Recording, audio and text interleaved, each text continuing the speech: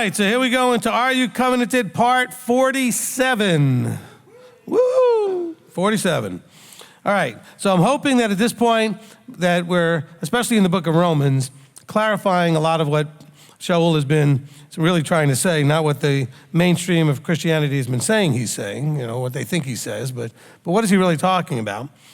And we finished off last time almost to the end of chapter 5, okay? But what I want to do is I don't want to continue there in chapter 5 yet, because remember what we've been doing through this whole study. And by the way, all of this in Romans is about covenant. This is a whole debate between whether or not if you're covenanted, you have to be Jewish or not, or you can be as a Gentile, or if you're covenanted, do you have to become a Jew, or do you have to do this other thing? So it's all about covenant, even though we haven't gotten to a verse yet with the word covenant in it, because we don't get there till chapter 9. But he's laying all of this out because this is about a people that are trying to understand how to be a part of the covenant. So remember, we're building this all on what we studied all the way up to this point in the Tanakh, in the Old Testament, to understand what the covenant was all about. So then when we got to Romans, we realized that context was not only is it critical all the time, but in Paul's case, it's really severely critical. You have to know why he's saying what he's saying and what he's actually saying.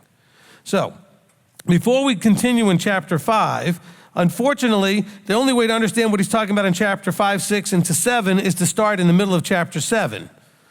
Because we have to understand where he's going, what's the point he's trying to make.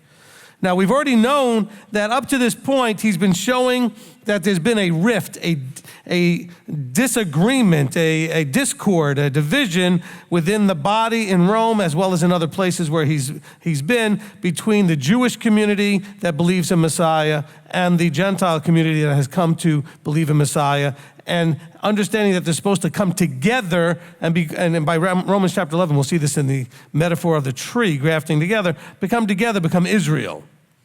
It's not about being Gentile, it's not about being Jewish, it's about being Israel. If you don't understand that, I have a long teaching called Discovering Your Identity. Well, it's not that long, a couple 4 parts, whatever like that. Okay, Discovering Your Identity. Now, this is critical now as we go into chapter 7. Remember, what we had to go through at one point was to understand that when he's talking about circumcision and uncircumcision, he's not actually talking about circumcision. We came to realize he's talking about the way he classifies the people born into versus the people not born into covenant. So now he's going to be getting into this whole thing about the law, and actually he's going to be referencing 2 different laws. But he doesn't really tell us that's what he's talking about until the middle of chapter 7. Thank you, Rav Shaul. Okay, it would have been nice if you started telling us that first. But thankfully, we have this written out and we can kind of read forward and figure out where he starts explaining what's going on. So before we finish out chapter 5 into chapter 6, I want us to go to chapter 7 and verse 11. Okay? Because I want you to understand what his real second issue here. The first issue had to do with the people covenanting, whether they were Jew or Gentile, and how the law now applies. Do the Gentiles have to keep the Torah once they become Israel? He said that very clearly up to this point. Yes, they do. He's going to make that case even stronger as we go forward. But he's also going to be attacking a law as well, and we have to understand what he's talking about and which way he's going. Okay, so let's look here, starting in verse 11 of chapter 7 of Romans.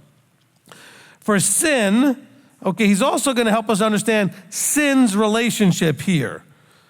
What defines it, how we're supposed to be handling it, what we're supposed to be doing now that we know what sin is, what is controlling us and steering us in the direction of sinning.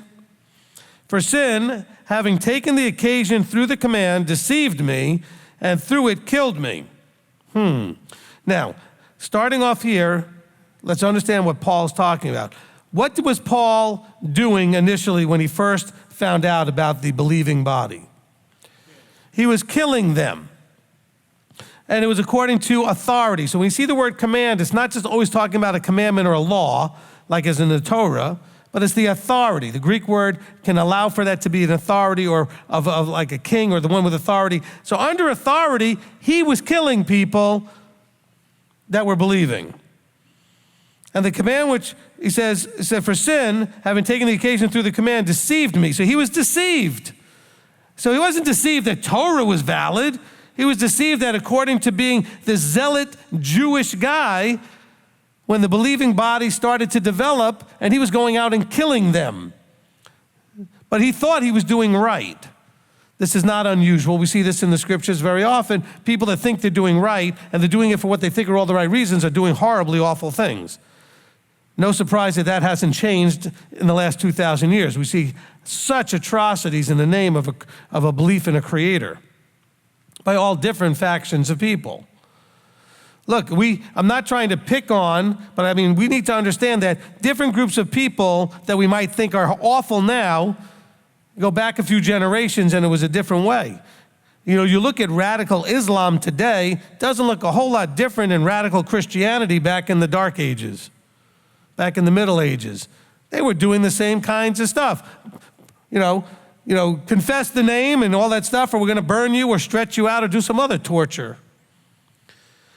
The capacity of the human being, under whatever label you put them under, not picking on the labels here, to do horrible things in the name of is incredible. The capacity is just incredible.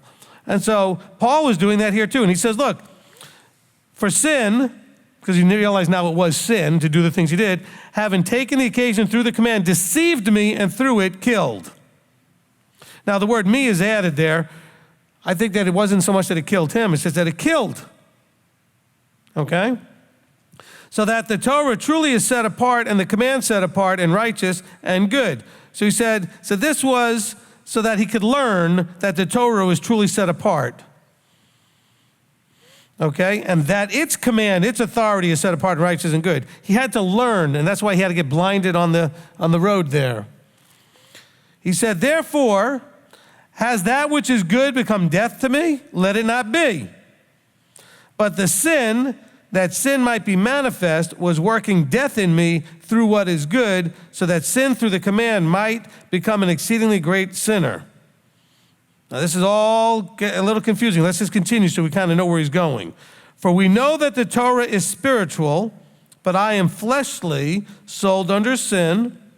For what I work I know not. For what I wish that I do not practice. But what I hate that I do. But if I do what I do not wish, I agree with the Torah that it is good. And now it is no longer I that work it, but the sin dwelling in me. Now, again, the word Torah is stuck everywhere. Well, let's just kind of work with the word law here, just so we're not too confused. Okay? He says, for I know that in me, that is in my flesh, dwells no good. For to wish is present with me, but to work the good I do not find. For the good that I wish to do, I do not do, but the evil I do not wish to do, this I practice. For if I do that which I do not wish, it is no longer I who work it, but the sin dwelling in me. Now, he's going to explain all this in the next couple of verses. This has all been confusion, but now watch what he says. I find, therefore, this law, that when I wish to do the good, that evil is present within me, for I delight in the Torah of Elohim according to the inward man. But here is where we see the difference. I see another law in my members, battling against the Torah of my mind and bringing me into captivity to the law of sin, which is in my members. So what he's trying to explain to us, and I've said this in a different teaching, I'll make it more clear again today. You already have a law in your members. All of you think you know what's right and you know what's wrong in every situation. You watch people do things all the time and you judge them, which you shouldn't, because you think what they're doing is right or what they're doing is wrong. And you approve of or disapprove of what you see because you have a law in your members. The law that's written by King You, based on how you were raised culturally and your own personal preferences. This is where he was struggling, saying, that which I do not wish to do, I do. Because intellectually, the law of his mind says, I shouldn't be doing this. But the law of his self-sovereignness, that law within his members, says, well, you want to do it, let's do it. And that this battle that's going on internally. He says, I see another law.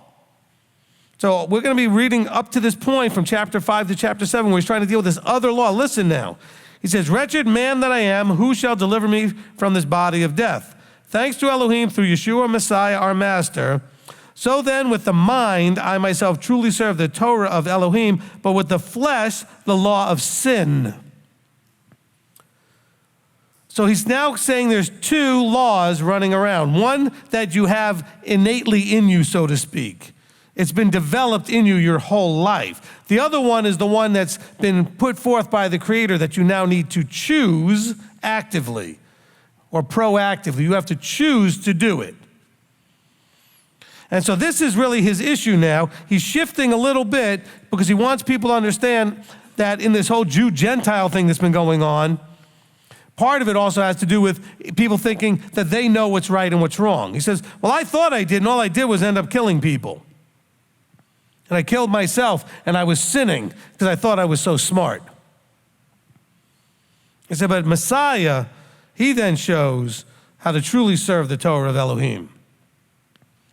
And that's where the clash is also for the Jew. The Jew thinks, well, I know the Torah.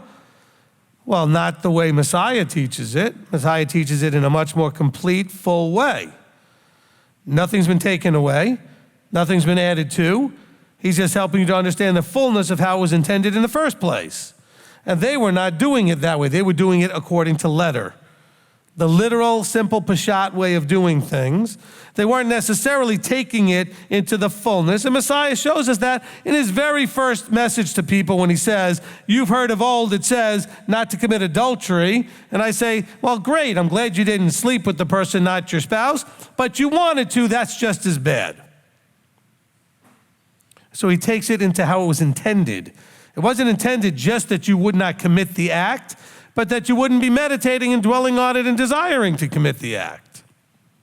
That you would take that thought into captivity, and that you would not actually then, having dwelled upon it, remember we talk about this in the heart of the matter teaching, have it go into your heart, and then once your emotions get attached to it, eventually it's going to lead and manifest as an action. And then you're going to develop a habit of that action. It's going to affect your destiny. So, let's go into chapter 8 just for a second. I want to read 2 verses there. There is then, okay, he's going to give us that little, therefore, because all this information, we need to know, there is then now no condemnation to those who are in Messiah Yeshua, who do not walk according to the law of the flesh, but according to the Ruach, the law of the Spirit. Because he already told us that the Torah is spiritual in verse 14 of chapter 7. So now let's not make this all charismatic and Pentecostal on us. He's connecting it to verse 14. So he's saying is, we're not walking according to the law of the flesh, which dwells in your members, but according to the law of the Spirit, which came in Mount Sinai. For the Torah of the Spirit of the life in Messiah Yeshua has set me free from the law of sin and death, not from the Torah. There are 2 different laws. Christianity reads Romans and totally does not ever tell you it's talking about 2 different things. They're trying to come up with some ooey-gooey spiritual thing, and the other thing is that Torah stuff. No, the Torah is not the problem. He's saying the Torah of the Spirit of the life in Messiah Yeshua has set me free from the law of sin and death, which is the one that's the other law in my members in verse 23. Let's follow what Paul is saying. Sometimes you got to read a whole bunch of it until finally he decides, I'm going to have mercy on you, and I'm going to explain what I'm talking about. Takes a little while for him to actually get there. But that's the context now when we go back to chapter 5. He's going to be leading and talking about in chapter end of 5, 6, and 7, that's leading to, he's going to explain himself with his 2 laws. And the struggle internally. And then the struggle internally becomes an external struggle because there are those that would say, oh, as a Gentile, we don't have to keep that law from Mount Sinai. And he's saying, look, whether you're at Sinai or not, you've got a law problem internally. The Jews have it just as much as the Gentiles. I was a Jew, and I was in all kinds of trouble killing people and doing things I shouldn't do. I was deceived, not deceived by Torah, but deceived by the one giving the command about Torah. And now we're getting the command from Messiah. We're getting the right command. So it's about authority. Remember, the authority was coming from the temple, from the parties that were politically leading the temple, whether it was Pharisee or Sadducee at the time, and they had gotten disconnected from the whole point at Mount Sinai. And so the command was not coming with the right authority like it had when it came from Moses. It had gotten convoluted and diluted and confused and messed up and filtered through the law in their members. We don't like this Messiah Yeshua guy, this guy who claims to be Messiah. We hate him. We want him dead and all of his followers. And that command is what Paul was adhering to and listening to. And he admits here that his flesh loved it. He was zealously doing these things. He did not have a hesitation. He was into it. But he thought he was doing it right. So Messiah had to smack him in the head, and before opening his eyes, had to close his eyes. And really make him, handicapped so that he needed help. I'm sure he was a very competent guy that never thought he needed anybody's help. All right, now let's go back to chapter 5 with that understanding. And we will come back here, and we'll read this again when we get to chapter 7. But I wanted us to, that's where he's trying to get to. Okay? So at the end of chapter 5, and verse 20, it says, "And the Torah came in beside, so that the trespass would increase. But where sin increased, favor increased still more. So that as sin did reign in death, even so favor might reign through righteousness to everlasting life through Yeshua Messiah our Master." So this is a very convoluted little 2 verses. He says, the law came in beside so that the trespass would be understood. So you'd understand what trespass was. It's not that the trespass increased. You got to remember that sin is defined by what? The law. 1 John 3:4. Okay? We understand that sin is transgression of the law. So we now are more aware of, because do you know that one of the things that's out there where people say, well, there's a lot more autism out there today. There's a lot more certain things out there today. Well, you know what? We've gotten better at identifying certain diseases or certain syndromes. So it's not like necessarily that it's increased, although it has probably to some degree, but because we're now aware of these things more. Well, guess what? When people became aware of Torah, all of a sudden they became a lot more aware of sin. He says, so that as sin did reign in death, in other words, its authority was leading to death. Remember the law that reigns in our members. Even so, favor might reign through righteousness to everlasting life. Righteousness is what? Torah observance, doing what is right. It leads to what? It reigns through righteousness onto, or where it's pointed towards, is everlasting life through Yeshua Messiah, our Master. Listen to verse 1 of chapter 6. What then shall we say? Shall we continue in sin to let favor increase? Now, one could read this and think the Torah is the sin problem. He's not saying that. He's going to be clear as we go through. Every now and then he'll jump in and say, am I against the law? Am I against the Torah? God forbid. Yah forbid. He's saying, let it not be. So bear in mind, for all you Christians out there that might accidentally come across this, when you keep going and keep Sunday and Christmas and Easter and eating pork and everything else you're doing, he says, let it not be. You're doing all that pagan stuff. He says, how shall we who died to sin, still live in it? Now, until we get to chapter 7, later on, we see what he means by sin and staying in it, that law of sin and death in him, where he thought he was right when he was wrong, but he was deceived. He says, what then shall we say? Shall we continue in sin and let favor abound? Okay, in other words, the more we sin, the more we need his favor. So we say, look at all this mercy and all this favor we get just because we're sinning now. No, how about not needing it by not sinning? He says, let it not be. I don't think that's an ambiguous statement there. How shall we who died to sin still live in it? So we are not to act in that way. Or do you not know that as many of us as were immersed into Messiah Yeshua were immersed into his death? We were therefore buried with him through the immersion into death, that as Messiah was raised from the dead by the esteem of the Father, so also we should walk in newness of life. For if we have come to be grown together in the likeness of his death, we shall also be of the resurrection. Knowing this, that our old man was impaled with him, so that the body of sin might be rendered powerless to serve sin no longer. Don't forget our definition of sin. Maybe we need to just read it in 1 John 3:4. For everyone doing sin also does lawlessness, and sin is lawlessness. Do you think Rav Shul knew the definition of sin? I think he did. So when he's talking about sin, he can't be talking about going and keeping the Torah. The Torah is not sin. It defines sin. When he says, thou shalt not, if you do it, that's sin. When he says, thou shalt do, and you don't do it, that's sin. He said, we were therefore buried with him through immersion into death, that as Messiah was raised from the dead by the esteem of the Father, so also we should walk in newness of life.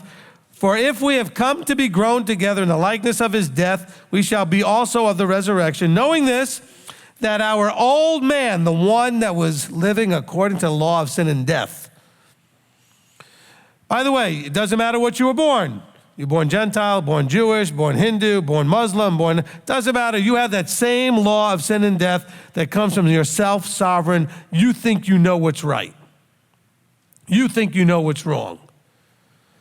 Everybody, no matter what I don't care if you're black or white or green or yellow, I don't care if you are tall or short, if you were born a human being, you had the law of sin and death reigning in you. If you were born human, you had this problem. No respecter of where you were born, what country you were in, or whatever, okay? He's saying, however, knowing this, that our old man, the old person we used to be, the way we used to think, the way we did everything, was impaled with him so that the body of sin might be rendered powerless to serve sin no longer.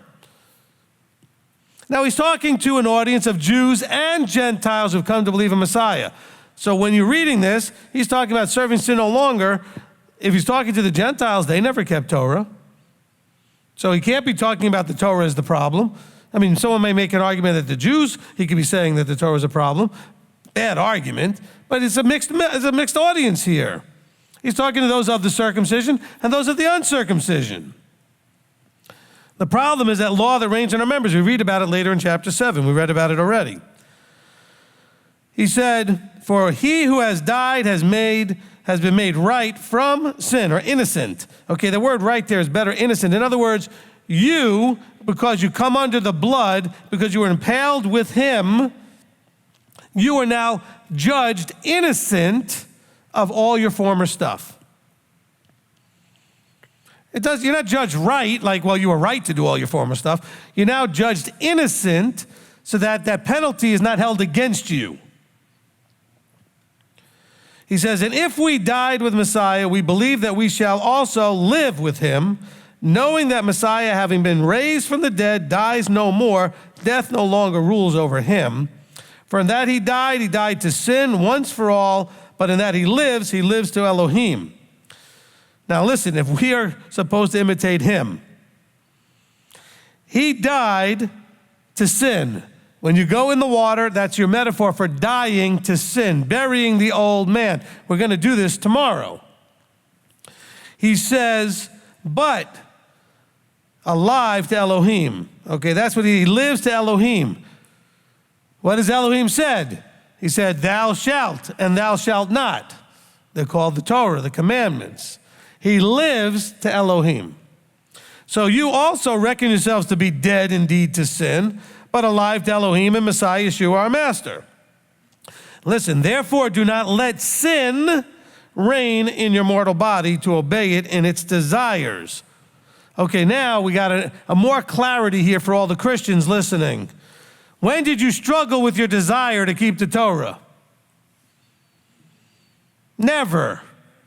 No, but you did struggle with your fleshly desires, didn't you? See, I think Christianity's big problems they just won't accept the definition of sin. That's their problem. They don't have a good, clear definition scripturally of sin.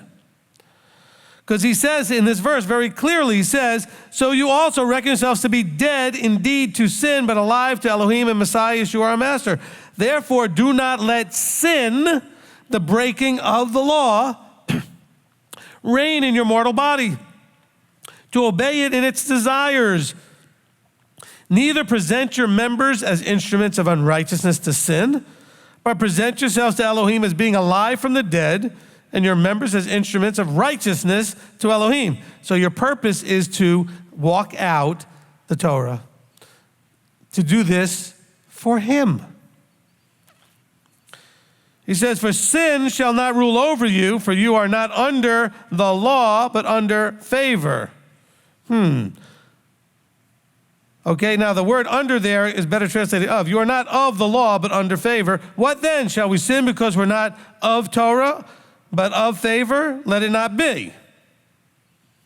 And I'm just changing the word under to of because when I looked at the translation, it seemed like that made a better sense. Shall we sin because we're not of Torah, but of favors? That's what, because we want to say that. There's your law versus grace right there. And what does he say? He says, no. Don't do that. Let it not be. He's going to clarify it more here. Listen, do you not know that you, listen, to whom you present yourselves servants for obedience, you are servants of the one whom you obey, whether of sin to death or obedience to righteousness? Christianity has a big problem defining that word. They don't understand what righteousness is. But thanks to Elohim that you were servants of sin, you were servants of sin. You were serving under the law of sin and death. He explains that later in chapter 7. We're almost there. Remember, he goes back to what I want to do, I don't do. That which I don't want to do, I do. Because there's this law raging in his members. He says, yet you obeyed from the heart that form of teaching to which you were entrusted. He said, but thanks to him that you were servants of sin, yet you obeyed from the heart the form of teaching to which you were entrusted, and having been set free from sin, you became servants of righteousness. By set free from sin, what we're talking about is that you were now set free from the law of sin and death, because you know the differences. Remember, he started off in chapter 7 talking about how he was deceived. He thought he was doing things right. He says, but you've been set free from sin. It doesn't mean you can't sin anymore. All fall short. He says, but you have now been set free from that law, that authority that sin had over your life. Remember, he's saying this under the verse 16. Do you not know that to whom you present yourselves servants to obey, you are servants of the one whom you obey?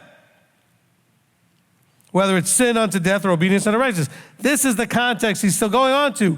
He says, but you've been set free from serving sin. Not free from sin like you can't sin. I mean, there's only a couple of 2 verses earlier when he talked about what he means. You're set free from obedience and the service of sin.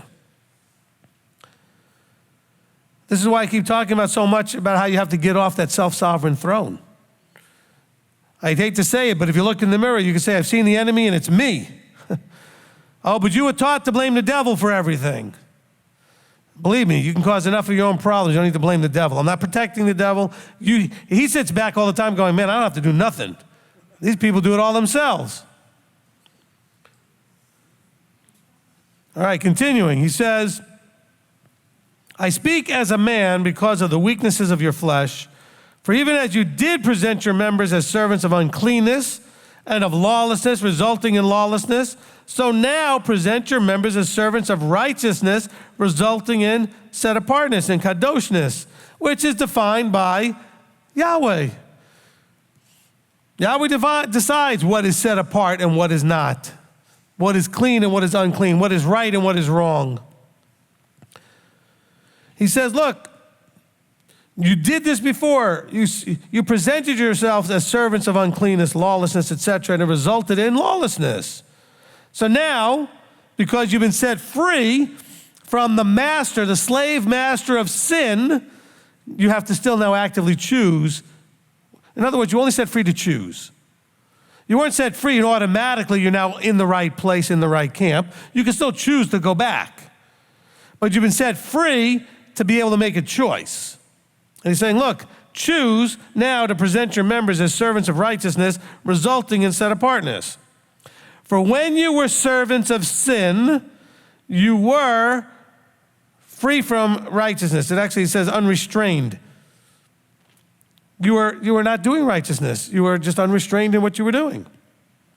What fruit, therefore, were you having then, over which you are now ashamed? For the end thereof is death. What leads to death? Sin leads to death. He's being very consistent here.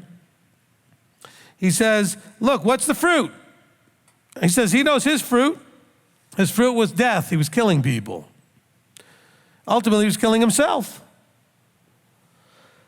He says, but now, having been delivered from sin, that's set free, better translated, delivered, okay, delivered from sin, and having become servants of Elohim, you have your fruit resulting in set apartness, and the end is everlasting life. He's teaching you about two laws and where they lead and what their fruit is. He's going to be more clear about it when we get into chapter 7. You know that because we already read it. But you can see where he's going now that we already know where he's going. Doesn't this make a little more sense, knowing where he's headed? Which is why I had to jump ahead to chapter 7 first. Now, in case you're not really clear, the next verse says it clearly. The wages of sin is death, but the favorable gift of Elohim is everlasting life in Messiah Yeshua our Master. Or do you not know, brothers, chapter 7, verse 1, for I speak to those knowing the Torah. Now here this is going to be interesting. I don't want people to miss the metaphors here, because he's going to use marriage as a metaphor, but I want you to catch this in some clarity, okay? Or do you not know, brothers, for I speak to those knowing the Torah, that the Torah rules over a man as long as he lives. For the married woman has been bound by Torah to the living husband, but if the husband dies, she's released from the Torah concerning her husband. So then, while her husband lives, she shall be called an adulteress if she becomes another man's. But if her husband dies, she is free from that part of the Torah, so that she is not an adulteress, having become another man's. So, my brothers, you also were put to death. See, it's not talking about husbands and wives here. He's not talking about divorce and remarriage here. He's talking about this law of sin and death, the serving sin versus the law of Torah, the law of righteousness, and serving Elohim. Listen how he goes to this. So, my brothers, you also were put to death to the Torah through the body of Messiah, for you to become another's, the one who was raised from the dead, that we should bear fruit to Elohim. Okay, you also put to death to the law. Let's just take the word Torah out of it, because this is the law. He's going to tell us about the law in your members. Remember, arbitrarily, the scriptures puts Torah in wherever they feel like it. The Greek word's the same when it says law and when it says Torah. Okay, the word Torah doesn't exist in the Greek. Well, I'm just saying it doesn't in the Greek translations. My brothers, you were also put to death to the law through the body of Messiah, for you to become another's. So which one they were switching from? They had been married to the servant that was sin. And you had to die so that you can move over. Listen, you were set free. You also were put to death to the Torah through the law, through the body of Messiah, for you to become another's, the one who was raised from the dead, that we should bear fruit to Elohim. For when we were in the flesh, listen, the passions of sins through the Torah, which working in our members we're working in our members to bear fruit to death. So again, the word Torah is not there. It should be which by the law. Okay, let's switch that word in there, which by the law, because the Greek is better translated that way. For when we were in the flesh, the passions of sins, which by the law of sin, were working in our members to bear fruit to death. The Torah never led to death. What did Moses say? Choose life. I lay before you death and life and death. Choose life. Torah leads to life. But now we have been released from the law, having died to what we were held by, so that we should serve in newness of spirit, not in oldness of letter. Okay? So they're not released from the Torah, released from the law. Bad translation here. What then shall we say? Now he's going back to the Torah. Is the Torah sin? Let it not be. However, I did not know sin except through the Torah, for also the covetousness I knew not if the Torah had not said, you shall not covet. But sin, having taken the occasion through the command, did work in me all sorts of covetousness. For apart from Torah, sin is dead. Not that sin has no power. It's just not sin. If you don't know, you aren't covenanted, you're just living life in a fleshly way. You don't have an eternal life to look forward to. You just have death to look forward to. So there's no further punishment. Live life, eat, drink, and be merry, for tomorrow we die. But until you become covenanted, that is your life. Then you become covenant, you realize there's a path that leads to a further aspect, a further potential called eternal life. He says here, but sin, having taken the occasion through the command, did work in me all sorts of covetousness, for apart from the Torah, this sin is dead. And I was alive apart from the Torah, the law once. But when the command came, the sin revived and I died. So now we're talking here a little bit about authority. When those in authority came and put me in a direction, the sin was revived and I died. And the command which was to result in life, that I found to result in death. So he's saying, look, I was listening to those I thought were in authority, the Jewish leadership. And in following that, it ended up in death, not in life, because they were not teaching it right. Their commands were wrong. Their implementation, their leadership was wrong. He said, but sin, having taken the occasion through the command, did work in me all sorts of covetousness, for apart from Torah, sin is dead. And I was alive apart from the law once. But when the command came, the sin revived and I died. And the command, which was to result in life, this I found to result in death. For sin, having taken the occasion through the command, deceived me. So it's not that the Torah was the problem, but he understood it in a deceived way. Don't we see this in the Jewish community still today? We see this in the Messianic community still today. Those that are not properly applying their Torah understandings. Verse 12, so that the Torah truly is set apart and the command set apart and righteous and good. So he's saying these things weren't the problem. The implementation of them was the problem. Okay? Authority wasn't the problem. The Torah wasn't a problem. Righteousness wasn't the problem. But how they were applied. Therefore, has that which is good become death to me? Let it not be. But the sin that might be manifest was working death in me through what is good, so that sin through the command might become an exceedingly greater sinner. I don't really understand that last piece there, but let's understand what he's saying in the previous part of that verse. He says, therefore has that which is good become bad, so to speak. What is he calling good? The Torah commands. He says, no, the Torah commands didn't become bad. He said it was the sin that needed to be manifest through the Torah, but also said it was the sin that was causing me to understand it wrong. I was deceived. The whole world, it says, has been deceived by Hasatan. Unless the Creator has opened your eyes and opened your ears and given you a heart to receive. All right? He says, so that sin through the command might become exceedingly great. In other words, so people can see the result of sin. You need to have the command be there so they can see what's going on. For we know that the Torah is spiritual, but I am fleshly, sold under sin. For what I work, I know not. For what I wish, I do not practice. What I hate, that I do. Bear in mind, what have I told you over and over and over again? You know why you sin? Because you like it. You sickos. Manny likes it when I do that. All right? You do what Paul's saying is the same struggle. He does what he likes. He says, what I don't want to do, he says, look, he goes, for what I work, I know not. For what I wish, I do not practice. What I hate, that I do. Intellectually, he hates it. But he still has a desire in his members to do it. If he hated it, he wouldn't do it if he actually hated it all the way through. In his thought process, he hates it. But his heart is still in it. A lot of you had that struggle when you tried to quit some sort of an addiction. You know, some of you are still struggling. You know, I talk to people, you know, and Rabbi Tom can tell you this because he quit smoking. But you know the smoking thing, because he's been quit for quite a number of years now. But you know what? He didn't quit till he just decided he didn't want to, you know, he just made a quit decision. But those you say, well, I tried to quit. No, intellectually you knew you needed to. Your heart still wanted it. You still had the addiction. But when your heart and mind both have enough, you'll quit. Oh, you don't understand, Rabbi.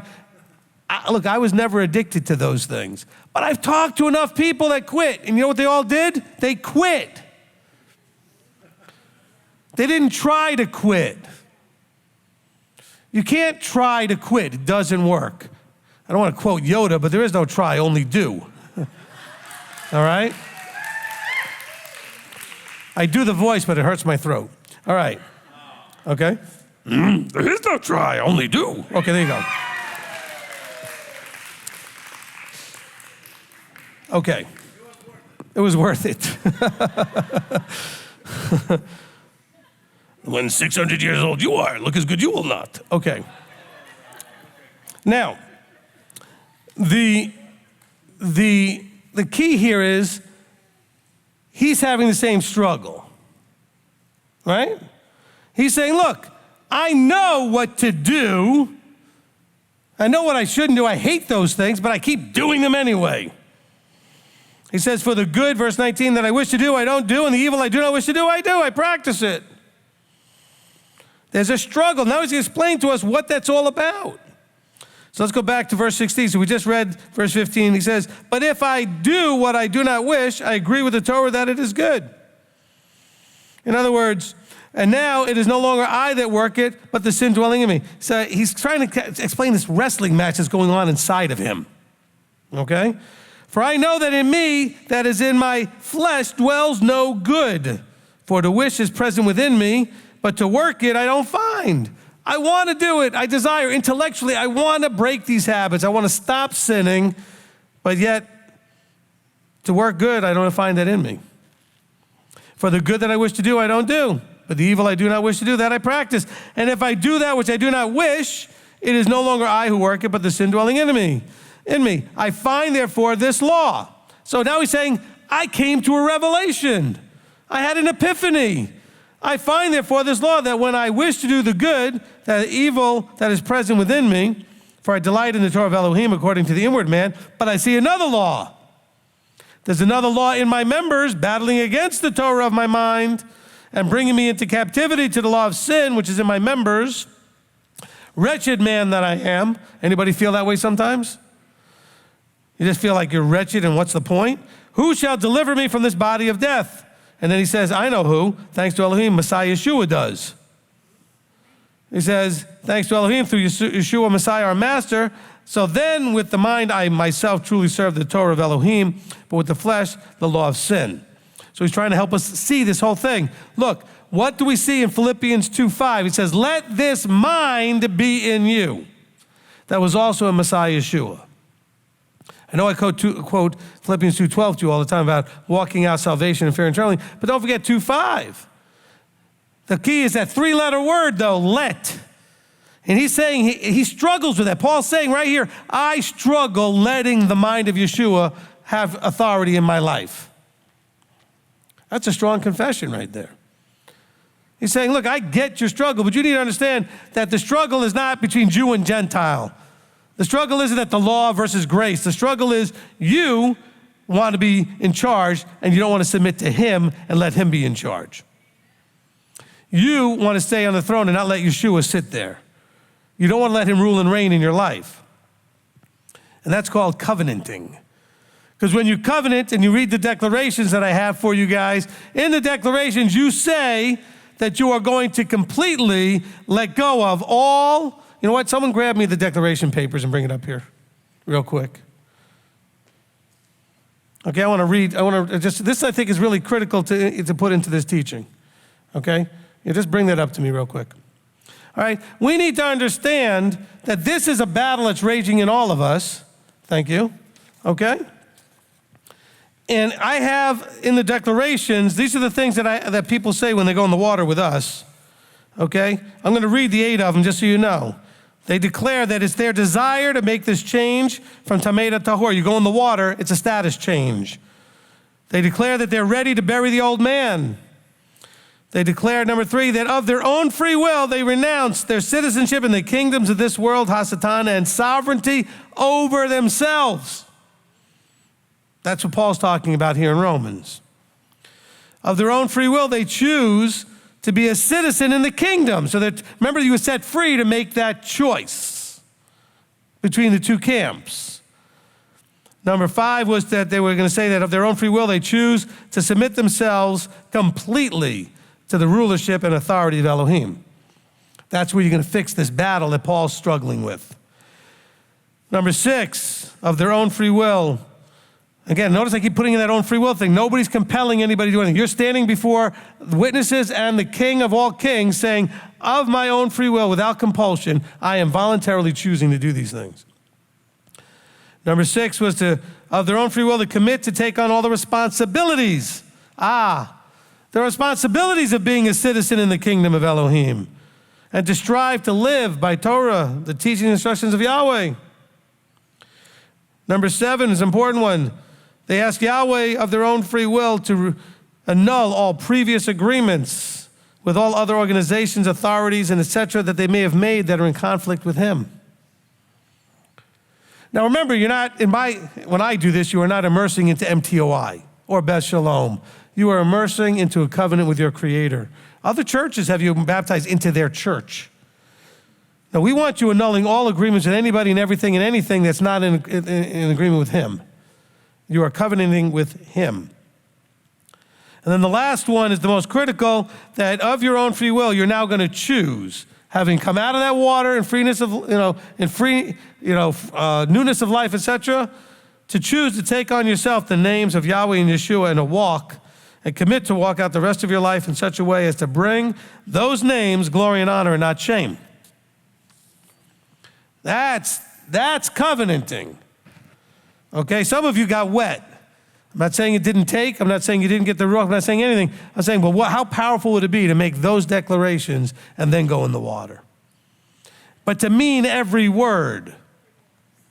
Look, I've had some people come to me and say, well, my spouse wants to go in there and they're not really covenanted. I'm like, look, it's not for me to judge. If they're willing to make those commitments and be held to those commitments, that's on them. I warn everybody before we go in the water. Do you understand what you're committing to? Are you prepared to actually commit to this?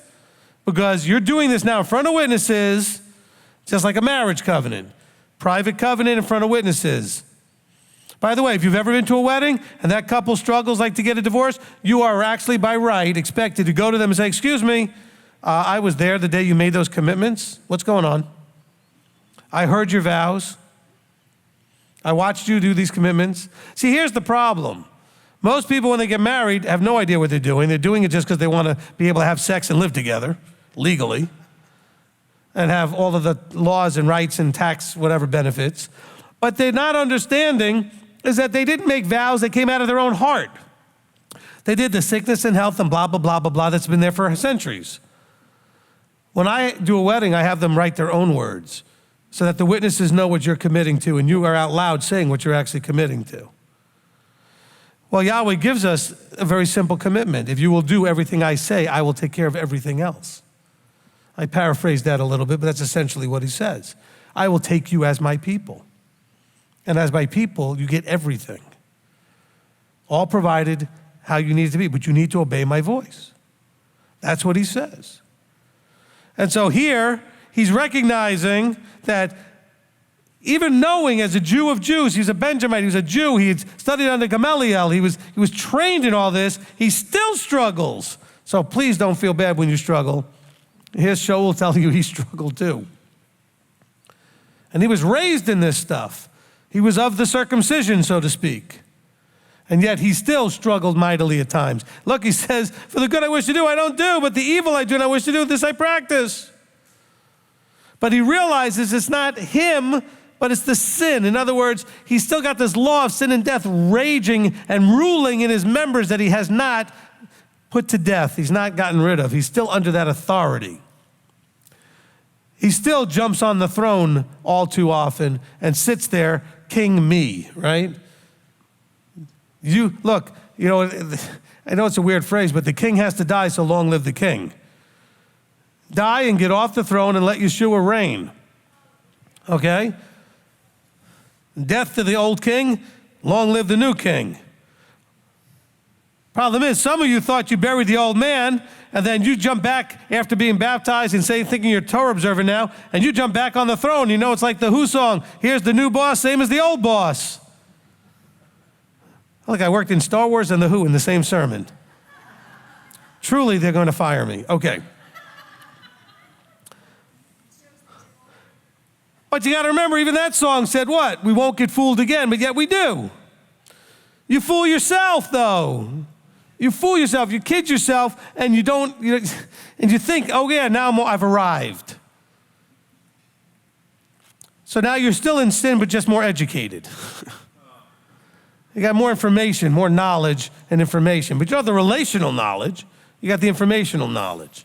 And so then you wonder why you're all kind of struggling. all right? So then he goes into, where did I just leave off?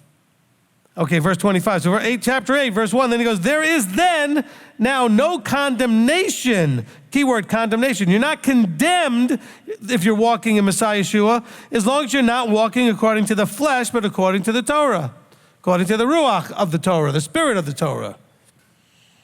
He says, for the Torah of the Spirit of the life in Messiah Yeshua has set me free from the law of sin and death. For the law being powerless, and that it was weak through the flesh, Elohim having his own Son in the likeness of the flesh of sin, and concerning sin condemned sin in the flesh, so that the righteousness of the Torah should be completed in us, who do not walk according to the flesh, but according to the Spirit. Now remember, he's comparing two laws, the law of self-sovereignty versus the law from above, okay? Not the law that we walk not according to the flesh, but according to the Spirit, meaning like somehow this ooey-gooey ethereal thing leads you. That's been happening your whole life. What's that done? How's that working, okay? Some of you came from Spirit-led, Spirit whatever churches. Did real well for you, didn't it? Because it was the wrong idea, wrong understanding of what it means to be Spirit-led. Led of the Ruach. Because we're told in John 14, it's the Spirit of truth. We know that Yeshua is the truth. We know the Word is the truth. We know the Torah is truth. So let's make sure that we're not confusing these things. Because remember, Romans, this is like that whole Romans road thing. This is where everybody's getting all confused. He says, for those who live according to the flesh set their minds on the matters of the flesh, but those who live according to the Spirit, the matters of the Spirit. For the mind of the flesh is death, but the mind of the Spirit is life and peace. Because the mind of the flesh is enmity towards Elohim, for it does not subject itself to the Torah of Elohim, neither indeed is it able. He just clarified it right there. You can take the word Torah out, it still says the same thing. For it does not subject itself to the law of Elohim. What's the law of Elohim called? The Torah. And those who are in the flesh are unable to please Elohim. He's explaining the internal struggle. He is not lashing out against the Torah. There are two laws struggling inside of you.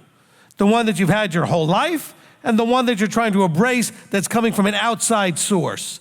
The one that's coming from the inside, the one that's coming from the outside. You have to choose to bring the one from the outside, the law of Yahweh, into the inside. That's why he talked about in the heart of the matter, so many of the parts talked about taking the law and laying it up in your heart, taking it and embracing it and bringing it into your heart. Because you already got that law of sin and death going. That you were born, and boom, that just took right over. It's called self-sovereignty. We're not calling it original sin. We're not calling that. It says you were born with the understanding at some point and recognizing that you have authority over yourself. It usually happens somewhere close to age 2, which is why we call them the terrible twos. When they start to realize, I have authority over me. And then the rest of their life is wrestling to grab that authority, only to find out that at some point you need to give up that authority. But I want to say this very clearly. I think I said it before, I'll say it again. You can't truly submit yourself until you get you under control. You need full self-sovereignty to give up that sovereignty. What do I mean by that? Some of you have best friend sovereignty, mom sovereignty, older brother sovereignty, dad sovereignty, old pastor sovereignty, all mixed in with your sovereignty sitting on that throne. You need to get rid of all those other authorities, get it grabbed fully into you, and then you hand it over to Yeshua. But you're still being ruled by other people that you've given authority to in your lives. You have given over authority to other entities, other members of your world. It could be a parent, a friend, a sibling, a coworker, an employer, whatever. You've given authority. Take it all back and then hand it over voluntarily to your Messiah. That's what you need to do. Some of you are struggling to hand over authority to Messiah because you really don't have the authority. You're still sharing it with everybody else. Take it away from all of them. Stop, because I know you do. I know you still have the problem. Why? Because you call me. Oh, but mom or my brother or this one or that one. Well, why do they have any authority? Why does what they say or what they feel or what they think about what you're doing make that much difference? I know it's important to you not to have them mad at you, but if you're still considering letting what they say get in the way of what he says, they've got authority they shouldn't have. Do you understand? You've given them authority they should not have. But the boss says if I don't come in, he's going to fire me. So what? Get another job. Oh, but that's going to be such a pain in the neck and then blah, blah. Who says, so what? When did he promise you it was all going to be smooth sailing when you came into this? I read where he said, if you follow me, you have to bear your own stake. If you follow me, mother versus sister and brother and kid, and all that stuff might happen. Not because he wanted it to happen, but because it might happen. But you need to grab a hold of that sovereignty so that you can turn it over fully to him. He says, where was it? Okay, because in verse 7, because the mind of the flesh is enmity towards Elohim. So he's talking about the mind of the flesh versus the mind of Elohim. The mind of Yeshua is enemies towards Elohim, for it does not subject itself to the Torah of Elohim, nor indeed is it able to. And those who are in the flesh are unable to please Elohim. But you are not in the flesh, but in the Spirit, if indeed the Spirit of Elohim dwells in you. And if anyone does not have the Spirit of Messiah, this one is not his. Now let's break that down a little bit. If indeed the Spirit of Elohim dwells in you, dwells, that means it's actively living in you. Now, if you have the Ruach in you and you do not allow it to rule and reign in you, then it's not dwelling in you, it's sort of barely resident there. We're talking about an active thing. Follow the whole thing. It says the flesh is enemies towards Elohim. The Spirit it dwells in you. Then you are then of Messiah, because it says if anyone does not have the Spirit of Messiah, this one is not his. By the way, notice he said if indeed the Spirit of Elohim dwells in you. Then he says the Spirit of Messiah. We go to John 14 when Messiah says, "I will not leave you orphans. I am coming to you." The Ruach that we're talking about is not a third different entity. We're talking about the Ruach, the Spirit of Messiah. Okay? And if Messiah is in you, the body is truly dead on account of sin, but the Spirit is life on account of righteousness, because you will be actively doing the part that he says here, the Torah of Elohim, which is the flesh cannot do, because it will not subject itself to it, in verse 7. So he says, if Messiah is in you, the body is truly dead on account of sin, but the Spirit is life. So he's saying you have to be dead to sin and live to righteousness. And if the Spirit of him who raised Yeshua from the dead dwells in you, he who raised Messiah from the dead shall also give life to your mortal bodies through his Spirit dwelling in you. So you have the Spirit of the Father as well. So the Ruach comes from the two of them, and through that means by which Yeshua dwells in you. We talked about this in the Understanding the Ruach teaching so that you understand it. He says, so then, brothers, we are not debtors to the flesh to live according to the flesh. We don't owe the flesh anything. You owe the Spirit a lot. You owe the Messiah a lot. You're bought and paid for. You were bought with a price. 1 Corinthians 6 tells us that. For if you live according to the flesh, you are going to die. If you live according to the flesh, you're going to die. But if by the Spirit you put to death the deeds of the body, you shall live. For if by the Spirit you put to death the deeds of the body, two laws raging and fighting and warring in your members, you've got to choose correctly. The battle is on for your life. For as many that are led by the Ruach, by the Spirit of Elohim, these are the sons of Elohim. How do you know if they're led by the Spirit? You look at what they're doing. You look at the fruit. That's how you know if they're led of the Ruach.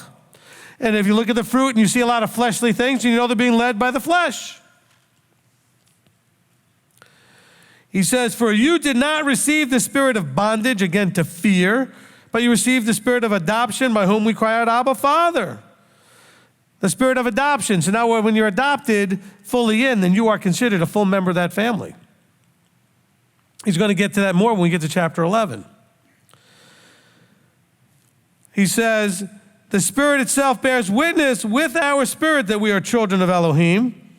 And if children, also heirs, truly heirs of Elohim, and co-heirs with Messiah, if indeed we suffer with him in order that we also be exalted together, but you don't want to do the suffering part. You want to do the exalted together part. I get call after call. People are really struggling, and I feel their real pain. It's a real suffering they have. But then they don't want to make the hard choices sometimes. I said, did you not read the small print? And all the prints the same size. Thank you, Owen. Okay, because I always say the same thing. I mean, there's no small prints. It's all the same. A lot of it's in red letters in some of your Bibles. It makes it really clear. He says, for I reckon that the sufferings of this present time, we're in verse 18, I reckon that the sufferings of this present time are not worth comparing with the esteem that is to be revealed in us. For the intense longing of the creation eagerly awaits for the revealing of the sons of Elohim. For the creation was subjected to futility, not from choice, but because of him who subjected it in anticipation, that the creation itself also shall be delivered from the bondage to corruption into the esteemed freedom of the children of Elohim. Sin is ripping this world apart like it did during the flood. So even the creation is waiting, anticipating for us to be revealed. And not revealed like we're all like wearing like costumes or something or hiding. He's waiting for us to stand up and say, I'm one of them. Not like in a big public way. Declare yourself of Yah. Put on your tzitzit. Walk out the Torah. Don't eat the pork. Don't do the Christmas and Easter. Don't do the Sunday. Love your neighbor as yourself. Love him. Put him first in everything. Declare yourself. Joshua said, as for me and my house, we're going to serve Yahweh. Make sure your boss knows it. I need you to come in on Saturday. I'm sorry, but I'm a child of the living Elohim. I can't do that.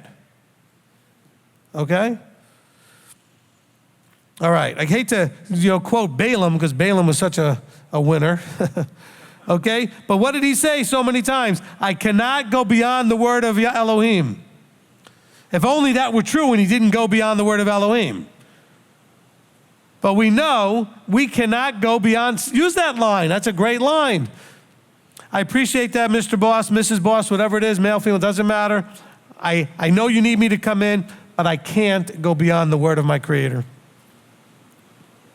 And by the way, Mr. or Mrs. Employer, that's the same reason why I give you a hard day's, full day's work. I'm not sitting there on Facebook all day like some of your employees. You better not be. You better give them that full day's work. You be that best employee they ever had so that you can say with integrity, just like I won't break the Sabbath, I won't break the stealing law. Because if you're working for them and you're not giving them the full time you're being paid for, you're stealing. If you are that valued employee and they're a decently smart boss, they'll realize finding a good employee like you is not worth the expense of letting you go and trying to find another one, because you're not replaceable that easy. Finding a quality employee is not easy for employers. So be irreplaceable. So we got the rain coming now. Hopefully that you guys can still hear all this. Okay, so for we know, verse 22, we'll end here. For we know that all the creation groans together and suffers the pains of childbirth together until now. Okay, and we're going to go back into more expectation and more things as we go forward. But let's end it right here. This has hopefully been a good clarifying piece to understand what Paul's been talking about, what's been bent and twisted for so many years, what he is and isn't talking about. But sometimes you got to read a whole lot to go. He talked for like almost 3 chapters until he finally told us what he was talking about. He's talking about this raging war inside of you between the law of sin and death and the law of the Elohim, of all things, the Creator, the law of Torah. And he's connecting it all to this battle between the circumcised and the uncircumcised, the Jew and the Gentile. Because there's this fighting going on saying, yes, I know in your flesh you don't want to have to keep the Torah. And on the other side, I know in your flesh you think just keeping the law mechanically does everything for you, and you're both missing it. You need to mechanically keep the law, but from a heart and spirit of obedience and wanting to please your Father and doing it in the fullness of how it was intended. It's not enough that you just didn't work today on Sabbath. Because a lot of you will go and do other things. Look, I had a girlfriend back in college who was Orthodox Jew. And I would talk to her on Sundays. I talked to her Friday before Sabbath, and she would give me a call on Sunday. So I'd always say to her, I wasn't keeping the Sabbath at the time, but I said to her, how was your Sabbath? She goes, oh, it was okay. I studied some chemistry, and I studied some, other things for college. See, because in the letter of the law, she wasn't doing work. She didn't write anything. She didn't work anything. But she was studying. She was focusing on something other than our Creator. And when I came to keep Sabbath, which was when I still knew her and we were friends, I was like, listen, look at the hypocrisy. And some of you, and even the Jew, might leave their TV on in a room because they think turning it on and off is breaking the Sabbath. I don't. So they'll leave the ball game on that's Friday night in another room quietly so that they don't turn it on or off, but they'll go watch the ball game on a Friday night. This is not Sabbath worthy. This is your day to focus vertically on your Creator. Amen? And so Paul's trying to get people to see the hypocrisy in both sides, the failings in both sides, so they could both come together as one new man correctly in Messiah, in Torah observance, in covenant. Amen? Amen. Let's pray. Father, we come before you, and we are just so excited about how you're revealing the understanding of what Paul's talking about, excited about how that's going to clarify things in our lives so that we can truly understand the battle that rages in us, the battle between the flesh and the spirit, the battle between the law of sin and death and the law that is yours. And so, Father, we ask that you would help us in the struggle, that you would strengthen us so that we can do what we wish to do and not, as Paul said, I wish to do, but I don't do. I would like to be able to say, and all of us would like to be able to say, I wish to do and I do. And that which I don't wish to do, I don't do. Help us to truly quit from the flesh, from the law of sin and death, and truly embrace life through the Ruach, through the Torah, through Mashiach. So, Father, we thank you. We praise you, giving you all glory and honor as we appreciate your help in this struggle, that you gave us eyes to see and ears to hear and a heart to embrace and to do. So, Father, we thank you, praise you, giving you all glory and honor in the name above all names, Yeshua our Messiah. Amen. Amen.